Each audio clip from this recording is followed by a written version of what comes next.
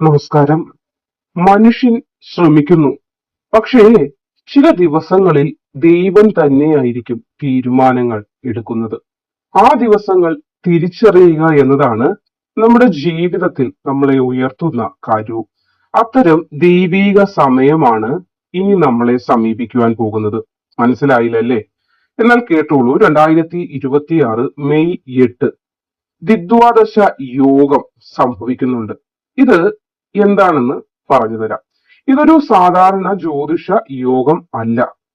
ജീവിതത്തിൽ പെട്ടെന്ന് മാറ്റങ്ങൾ വരുത്തുന്ന, പഴയ അനുഭവമായിക്കൊണ്ടിരുന്ന കഷ്ടപ്പാടുകളെ അവസാനിപ്പിച്ച് പുതിയ ഭാഗ്യം തുടങ്ങിക്കുന്ന ഒരു പ്രത്യേക കാലഘട്ടമാണ് മെയ് 8 മുതൽ ദ്വിദ്വാദശ യോഗത്തിന്റെ ഫലമായി വന്നു ചേരാൻ പോകുന്നത്. അപ്പോൾ ഇന്നത്തെ ഈ അധ്യായത്തിൽ ഈ യോഗത്തിന്റെ യഥാർത്ഥ അർത്ഥം, ഇത് എപ്പോഴാണ് തുടങ്ങുന്നത്, ഇത് എത്ര കാലം നിലനിൽക്കും, ഇതിന്റെ ഫലങ്ങൾ എന്തൊക്കെയായിരിക്കും, ഇനി ഇത് ഏതൊക്കെ നക്ഷത്രക്കാർക്കാണ് ഗുണകരമായ മാറ്റങ്ങൾ നൽകുന്നത് എന്ന് നമുക്കൊന്ന് നോക്കാം. അപ്പോൾ ഈ ഒരു സമയത്ത് നിങ്ങൾ ഒഴിവാക്കേണ്ട ചില കാര്യങ്ങൾ കൂടിയുണ്ട്. അതും ഈ അധ്യായത്തിലൂടെ തന്നെ ഞാൻ പറഞ്ഞു തരാം. ആദ്യം, എന്താണ് ഈ ദ്വിദ്വാദശ യോഗം എന്ന് നിങ്ങൾക്കൊന്ന് അറിയേണ്ടേ? ദ്വിദ്വാദശ എന്നത് രണ്ട് പ്രധാന സ്ഥാനങ്ങളെയാണ് സൂചിപ്പിക്കുന്നത്. അതായത് 2ാം സ്ഥാനവും അതേപോലെ 12ാം സ്ഥാനവും തമ്മിലുള്ള ഒരു ബന്ധത്തെ. അതായത് 2ാം സ്ഥാനം അറിയാമല്ലോ, ധനം, കുടുംബം, എന്തെങ്കിലുമൊക്കെ കാര്യങ്ങൾ നമ്മൾ തുടങ്ങുന്നത്, അങ്ങനെയുള്ള സംഭരണം എന്നിവയൊക്കെ സൂചിപ്പിക്കുന്നുണ്ട്. ഇനി 12ാം സ്ഥാനം എന്താണ്? ചെലവ്, നഷ്ടം, മോക്ഷം എന്നിവയെ സൂചിപ്പിക്കുന്നുണ്ട്. അപ്പോൾ ഈ രണ്ടും അതേപോലെ 12, ഈ രണ്ട് ശക്തികളും ഒരുമിച്ച് പ്രവർത്തിക്കുന്നു. ഇതിന്റെ ഫലമായി ചിലർക്ക് നഷ്ടങ്ങൾ അവസാനിച്ച് നേട്ടങ്ങൾ തുടങ്ങുന്ന സമയം വരും. ചിലർക്ക് പുതിയ വരുമാന മാർഗങ്ങൾ തുറക്കപ്പെടും. ചിലർക്കോ ജീവിത ദിശ തന്നെ മാറും. ആകെ ഒരു ദിശ തെറ്റി നടന്നുകൊണ്ടിരുന്നവർക്ക് ദിശ ശരിയായ രീതിയിലേക്ക് അവരെ കൊണ്ടുചെന്ന് എത്തിക്കും. പണ്ട് ചില ആളുകൾ ഉദാഹരണമായിട്ട് പറയാറുണ്ട്. അതായത് ദൈവം ചിലപ്പോൾ പലതും എടുത്തുകളയും. പുരാണങ്ങളിൽ പറയാറുണ്ട്. പ്രധാനപ്പെട്ട ഒരു കാര്യമാണ്. നമ്മുടെ ജീവിതത്തിൽ നിന്ന് ദൈവം ചിലത് എടുത്തു കളയും. എന്തിനാണെന്നറിയാമോ? അതിനേക്കാൾ ഇരട്ടി ഫലങ്ങളെ നൽകുവാനായിട്ട്. എന്നോട് ഒരിക്കൽ ഒരാൾ ചോദിച്ചപ്പോൾ ഞാൻ അത് തന്നെയാണ് മറുപടി പറഞ്ഞത്. അതിൽ തന്നെ എല്ലാം ഉണ്ട്. നമ്മളുടെ നെഗറ്റീവ് ഊർജങ്ങളെ പുറത്തു കളയാൻ വേണ്ടിയാണ് ദൈവം ചിലതിനെ നമ്മളിൽ നിന്ന് എടുത്തു കളയുന്നത്. പക്ഷെ അതിന് ഇരട്ടി പോസിറ്റീവായിട്ടുള്ള മാറ്റങ്ങൾ നമ്മളിലൂടെ പോസിറ്റിവിറ്റിയായി ഭഗവാൻ തരുകയും ചെയ്യും. ഇവിടെയും ദ്വിദ്വാദശ യോഗം ആരംഭിക്കുന്നതിനെ കുറിച്ച് കൂടി പറയുമ്പോൾ മെയ് 8 സമയം കൃത്യമായി പറയാം, 7:40 മുതലാണ്. അപ്പോൾ ഇതിന്റെ ഏറ്റവും ശക്തമായ പ്രവർത്തനം സമയം മെയ് 8 തുടങ്ങുന്നു എന്ന് ഞാൻ പറഞ്ഞു. അത് മെയ് 14 വരെ ആയിരിക്കും ഇതിന്റെ പ്രവർത്തന സമയം. പക്ഷേ ഈ ഫലപ്രാപ്തി മെയ് 8 മുതൽ തുടങ്ങി ജൂൺ 5 വരെ ഈ ഒരു ഫലപ്രാപ്തി ഉണ്ടാവും. അപ്പോൾ മെയ് 8 മുതൽ ജൂൺ 5 വരെ പറയുന്ന കാര്യങ്ങൾ നിങ്ങൾ പാലിച്ചു മുന്നോട്ട് പോയാൽ ഈ ദ്വിദ്വാദശ യോഗത്തിന്റെ ഗുണാനുഭവങ്ങൾ പൂർണ്ണമായി നിങ്ങളിലേക്ക് വന്നു ചേരും. അപ്പോൾ ഈ സമയത്ത് നിങ്ങൾ ചെയ്യുന്ന ചെറിയ കാര്യങ്ങൾക്ക് പോലും വലിയ ഫലവും മാറ്റവും ഉണ്ടാകും എന്നതുകൂടി മനസ്സിലാക്കുക. ഇതിൽ ആദ്യത്തെ രാശി നോക്കാം. മേടം രാശിയാണ്. മേടം രാശിക്കാരുടെ ജീവിതത്തിൽ ഒരു മറുവിളക്കിന്റെ സമയം എന്ന് വേണമെങ്കിൽ പറയാം. അതായത് ഇതുവരെ ചെയ്ത പരിശ്രമങ്ങൾക്ക് ഫലം ഒന്നും അങ്ങോട്ട് കാണാതിരുന്ന അവസ്ഥ ഉണ്ടായിട്ടുണ്ടല്ലോ, എന്നാൽ അതൊക്കെ മാറും.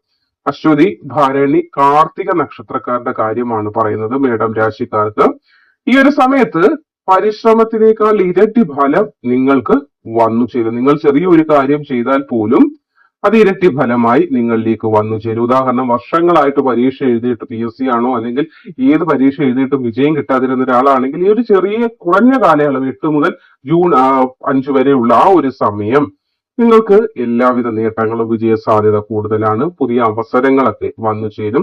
സാമ്പത്തികമായി ധനവരവുണ്ടാകും. പക്ഷെ അത് നിലനിർത്താൻ ഒരു ജാഗ്രത നിങ്ങളുടെ ഭാഗത്ത് നിന്ന് വേണം. അത് ചെയ്യേണ്ട കാര്യം കൂടി ഇവിടെ വിശദമാക്കാം. മെയ് 8 മുതൽ ജൂൺ 5 വരെയുള്ള ഈ ഒരു സമയം രാവിലെ ദീപം തെളിയിക്കണം. വീട്ടിൽ എപ്പോഴും ദീപം തെളിയിക്കാറുണ്ടല്ലോ. അപ്പോൾ കിഴക്കോട്ട് തിരിയിട്ട് ദീപം തെളിയിച്ചിട്ട് നിങ്ങൾ ഈ മേടം രാശിക്കാരാരാണോ ഗൃഹത്തിലുള്ള നിങ്ങൾ ആ വിളക്കിന്റെ മുന്നിൽ നിന്ന് ഓം നമ ശിവായ എന്ന മന്ത്രോച്ചാരണം ഒരു 21 തവണ ജപിക്കേണ്ടതാണ്. ഇതൊരു 21 തവണ ജപിക്കുന്നത് മുതൽ നിങ്ങൾക്കൊരു തുടക്കം ഉണ്ടാവുകയും ഈ ദ്വിദ്വാദശ യോഗത്തിന്റെ പൂർണ്ണ ഫലങ്ങൾ ജൂൺ 5 ഉള്ളിൽ തന്നെ നിങ്ങൾക്ക് വന്നു ചേരുകയും ചെയ്യും. ഇനി ശ്രദ്ധിക്കേണ്ട കാര്യം കൂടി പറഞ്ഞു തരാം. പെട്ടെന്ന് തീരുമാനങ്ങൾ എടുക്കുന്നത് ഒഴിവാക്കുക. അതേപോലെ കടം കൊടുക്കുന്നതിൽ അല്പം ജാഗ്രത വേണം. പണ ഇടപാടുകൾ കൊടുക്കൽ വാങ്ങലൊക്കെ ചിലപ്പോൾ വിനയാകുന്ന ഒരു സാഹചര്യമുണ്ട്. അതുകൊണ്ട് അതൊന്ന് ശ്രദ്ധിച്ചാൽ മതിയാകും. അടുത്തത് മിഥുനം രാശിയാണ്. മകയിരം, തിരുവാതിര, പുണർത നക്ഷത്രക്കാർക്കും ഭാഗ്യ കവാടം തുറക്കപ്പെടുന്ന സമയമാണ്. ഏറെ നാളായി കാത്തിരുന്ന കാര്യങ്ങളൊക്കെ നടപ്പാകുവാൻ പോകുന്നുണ്ട്. ഉദാഹരണമായിട്ട് പറയുമ്പോൾ നാളുകളായിട്ട് മുടങ്ങിക്കിടന്ന പണം അല്ലെങ്കിൽ അപ്രതീക്ഷിതമായതൊക്കെ തിരികെ ലഭിക്കുന്ന സമയം കൂടി എന്ന് പറയണം. പഴയ സൗഹൃദ ബന്ധങ്ങൾ പുനഃസ്ഥാപിക്കാൻ സാധിക്കും. എന്തെങ്കിലും പിണക്കത്തിൽ പോയതോ ഏതെങ്കിലും കാരണവശാൽ അകന്നു പോയതോ ആകാം തിരികെ വന്നു ചേരും. ചെയ്യേണ്ടത് ഇത്രമാത്രം: ബുധനാഴ്ച വിഷ്ണു ക്ഷേത്ര ദർശനം നടത്തുക. പച്ച നിറത്തിലുള്ള വസ്ത്രം ധരിച്ച് പോവുകയാണെങ്കിൽ ഉത്തമമാണ്. അതല്ലെങ്കിൽ പച്ച നിറത്തിലുള്ള ഒരു തൂവാല കയ്യിൽ കരുതിയാലും മതി.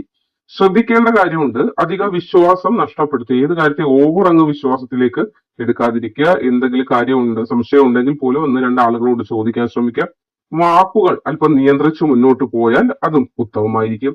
ഇനി മകം, പൂര, ഉത്രം, ചിങ്ങൻ രാശിക്കാർക്കും രാജയോഗ സമാനമായ ഒരു വളർച്ചയാണ് വരാൻ പോകുന്നത്. പ്രമോഷനോ ജോലിയിൽ സ്ഥിരോ ആകാതെ ജോലി ചെയ്യുന്ന ആളുകളൊക്കെ ഉണ്ടെങ്കിൽ ജോലിയിൽ അംഗീകാരമൊക്കെ വരും. ബിസിനസ് ചെയ്യുന്നവർക്ക് അവസരങ്ങളൊക്കെ ഉണ്ടാകും. ഉദാഹരണം, ഒരു ചെറിയ ബിസിനസ് ആണെങ്കിൽ പോലും ഇനി അത് വലിയ ഓർഡറുകളൊക്കെ ലഭിക്കുകയും അതൊന്ന് വിപുലീകരിക്കാനൊക്കെ നിങ്ങൾക്ക് ജൂൺ 5 മുൻപായി സാധിക്കുകയും ചെയ്യും. അപ്പൊ ചെയ്യേണ്ടത് സൂര്യ നമസ്കാരമാണ്. അല്ലെങ്കിൽ അതിന്റെ മന്ത്രങ്ങളോ അല്ലെങ്കിൽ ആദിത്യ ഹൃദയം ഒന്നും അറിയാത്ത ഒരു വ്യക്തിയാണെങ്കിൽ രാവിലെ എഴുന്നേറ്റ് വന്ന് സൂര്യഭഗവാനെ നോക്കി ഒന്ന് പ്രാർത്ഥിച്ചാൽ മതി. കൈകൾ നെഞ്ചോട് ചേർത്ത് കൂപ്പി പിടിച്ചുകൊണ്ട് പ്രാർത്ഥിച്ചാൽ മതി. ശ്രദ്ധിക്കേണ്ട കാര്യം, അഹങ്കാരത്തോടെയുള്ള സമീപനം ആരോടും പാടില്ല. അഹങ്കാരം ഒഴിവാക്കുക. വിനയം പാലിച്ചു മുന്നോട്ട് പോയാൽ ജൂൺ 5 ഉള്ളിലായി തന്നെ ഈ പറഞ്ഞ ഫലങ്ങൾ നിങ്ങൾക്ക് വന്നു ചേരുന്നതാണ്. ഇനി അടുത്തത് മൂലം, പൂരാടം, ഉത്രാടം, ധനുരാശിയാണ്. ദൈവാനുഗ്രഹ കാലമാണ് തുടങ്ങാൻ പോകുന്നത്. അപ്പോൾ ഇതുവരെ ഉണ്ടായിരുന്ന തടസ്സങ്ങൾക്ക് മാറ്റം വരും. പുതിയ വഴികളൊക്കെ തുറക്കും. ഉദാഹരണമായിട്ട് പറയുമ്പോൾ, നഷ്ടപ്പെട്ടു പോയെന്ന് തോന്നിയ ഒരാൾ ഈ സമയത്ത് വീണ്ടും നിങ്ങളിലേക്ക് വന്നു ചേരാൻ സാധ്യതയുണ്ട്. അപ്പോൾ പ്രണയിച്ചിരുന്ന ആളാകാം, അതല്ലെങ്കിൽ വിവാഹം കഴിഞ്ഞ് ഭാര്യാഭർത്ത ബന്ധത്തിൽ തടസ്സങ്ങൾ നഷ്ടമാകുമോ, അല്ലെങ്കിൽ കേസ് പ്രശ്നങ്ങളാണെങ്കിൽ പോലും അതൊക്കെ ഒന്ന് ഗമ്യതയിലാക്കി വീണ്ടും സന്തോഷത്തോടെ പോകാൻ സാധിക്കും.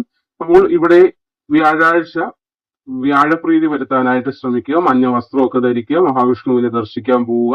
ആരോഗ്യ കാര്യങ്ങളിൽ ശ്രദ്ധ കൊടുക്കുന്നത് ഉത്തമമായിരിക്കും. അനാവശ്യ ചെലവുകൾ നിയന്ത്രിക്കാനും നിങ്ങളുടെ ഭാഗത്തു നിന്നായിട്ട് ഒരു കരുതൽ ഉണ്ടാകേണ്ടതാണ്. അപ്പോൾ പൊതുവായി പറഞ്ഞാൽ ഈ പറഞ്ഞ 4 രാശിക്കാരൊഴി അല്ലാതെ എല്ലാവർക്കും ചെയ്യാൻ കഴിയുന്ന ദ്വിദ്വാദശ യോഗകാലത്ത് നിങ്ങൾക്ക് ചെയ്യാൻ കഴിയുന്ന ചില കാര്യങ്ങൾ കൂടി ഒന്ന് പറഞ്ഞു തരാം. സന്ധ്യാസമയത്ത് ദീപം തെളിയിക്കുക എന്നതാണ് ഏറ്റവും വലിയ കാര്യം. അത് ഈ ഒരു സമയത്ത് തന്നെ എപ്പോഴും സന്ധ്യയ്ക്ക് വിളക്കുകൾ കൊളുത്തി പ്രാർത്ഥിക്കുക. ദിവസവും കുറഞ്ഞത് ഒരു നേരമെങ്കിലും പ്രാർത്ഥന വേണം. രാവിലെ പറ്റിയില്ലെങ്കിൽ വൈകിട്ടെങ്കിലും പ്രാർത്ഥിക്കാതെ ഇരിക്കരുത്, പ്രാർത്ഥന മുടക്കരുത്. പിന്നെ അന്നദാനം ഒക്കെ നടത്തുന്നത് ഉത്തമമാണ്. അപ്പോൾ അന്നദാനത്തിന് ചെറിയൊരു തുക ക്ഷേത്രത്തിൽ കൊടുക്കാവുന്ന, അല്ലെങ്കിൽ എത്ര വിഷമം അനുഭവിക്കുന്ന ആളുകൾക്ക് നിങ്ങളുടെ കൈകൊണ്ട് തന്നെ നിങ്ങൾക്ക് പുതുച്ചോറ് കൊണ്ടു കൊടുക്കാവുന്നതാണ്. അല്ലെങ്കിൽ ഒരു ആഹാരത്തിനുള്ള വക അവർക്ക് കൊടുക്കാവുന്നതാണ്.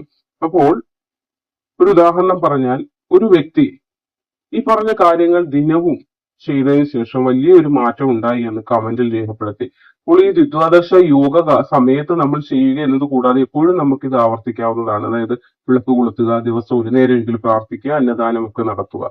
അപ്പോൾ കുട്ടിയോ മക്കളുണ്ടെങ്കിൽ സ്കൂളിൽ പോകുന്ന കുട്ടികൾക്ക് അവർക്ക് ഏതെങ്കിലും വിധത്തിലുള്ള സഹായങ്ങൾ ചെയ്താലും വലിയ പുണ്യവും ഭാഗ്യവും നമ്മുടെ വഴിയിലേക്ക് വന്നു ചേരുന്നതിന് സഹായിക്കും. അപ്പോൾ ഇത് നമ്മളൊരു ദാനം ചെയ്യുന്നു അല്ലെങ്കിൽ ഞാനത് കൊടുക്കുന്നു എന്ന രീതിയിലല്ല, ഞാനൊരു പുണ്യകർമ്മം ചെയ്യുന്നു, അവരിൽ ദൈവത്തെ കാണാൻ ശ്രമിച്ചാൽ ഇരട്ടി ഭാഗ്യം നമ്മുടെ ജീവിതത്തിൽ വന്നു ചേരും. അതിലിപ്പം കൊടുക്കുന്നത് നമുക്കായിരിക്കും, നമ്മുടെ തലമുറകളിലേക്കും ആ ഭാഗ്യം വന്നു ചേരാൻ സാധ്യതയുണ്ട്. അപ്പോൾ ഇവിടെ ദ്വിദ്വാദശ യോഗം വളരെയധികം ഭാഗ്യവും നേട്ടവുമാണ് കൊണ്ടുവരുന്നത്. അപ്പോൾ ഈ ഒരു സമയത്ത് നല്ല വാർത്തകൾ കേൾക്കാനും മനസ്സിന് സമാധാനം ഉണ്ടാകാനും മനസ്സിന് ശാന്തതയൊക്കെ വന്നു ചേരാനും സാധിക്കുന്ന സമയമാണ് ജൂൺ 5 വരെ.